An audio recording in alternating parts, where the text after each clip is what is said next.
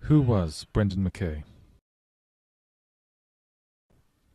All of his biographers agree that at the height of his career, Brendan McKay was overcome by the madness that had dogged him through his life.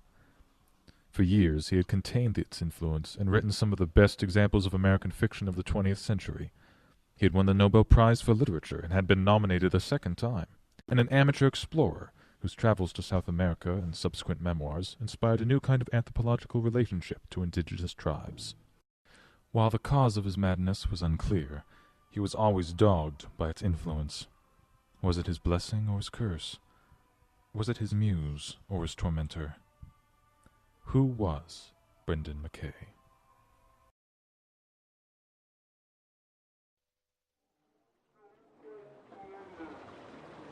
Brendan McKay was born in New Delhi, India in 1956. His father, Emmett McKay, a professor of philosophy at Oxford University, was studying the epistemological influence of Westernism in Hindu thought. Emmett met an Indian hippo trainer from the circus named Ajita and fell in love. Brendan was the result of this union. After Brendan's birth, Ajita ran off with the circus's elephant trainer. Emmett returned to England with his son, a broken man.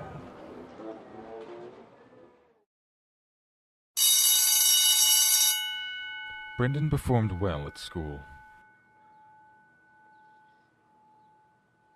At an early age, he showed a talent for writing. He once turned in a paper written entirely in gibberish.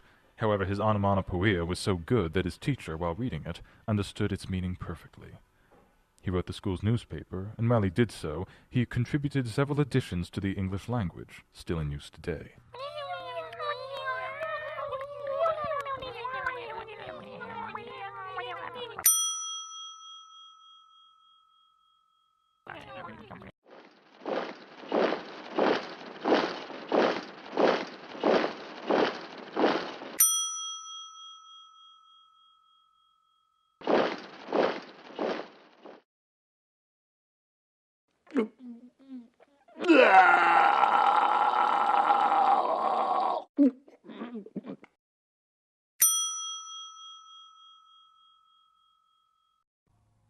Ookie.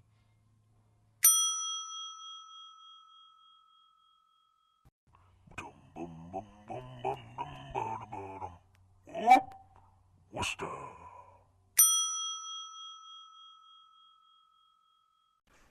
Brendan was admitted to Oxford University in 1974.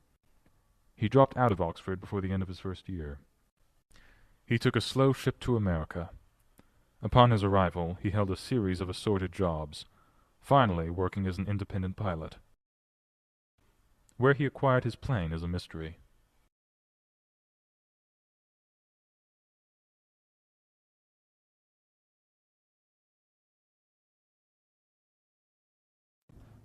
Jacob Consumed, his first book, met with critical success, and Brendan became an instant star.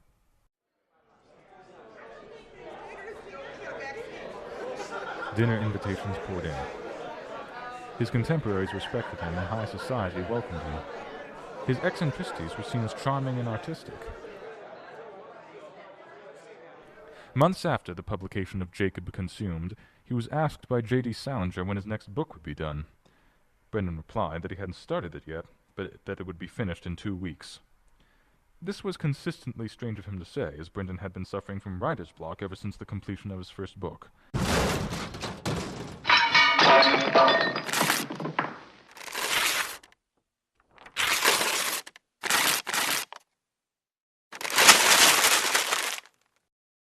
13 days after having spoken to J.D. Salinger, Brendan jumped into his plane, took off, and disappeared.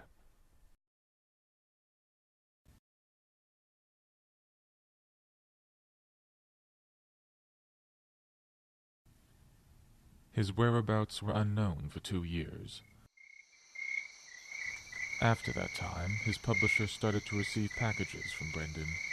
He was in South America, and the manuscripts he posted were memoirs of his journeys through the jungle and his interactions with a mysterious and xenophobic indigenous tribe called the Guarapi Tongsa Hulalapekawepka Muolone.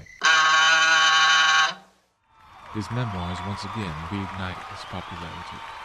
At first enjoying being plain, Brendan soon began to realize that anything he published would be commended as great art. He was liked too much. No longer desiring the praise of others, but rather wishing for their condemnation, he opened a gallery of visual art with the sole purpose of discrediting his popularity.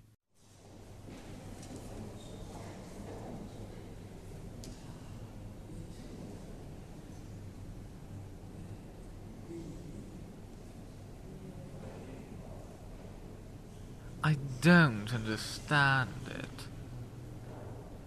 Me neither. It's brilliant, isn't it? Rather. Brendan's fragile sanity began to unravel. He was arrested in Switzerland, digging up the grave of James Joyce, the only man, Brendan said, that could give him meaningful conversation.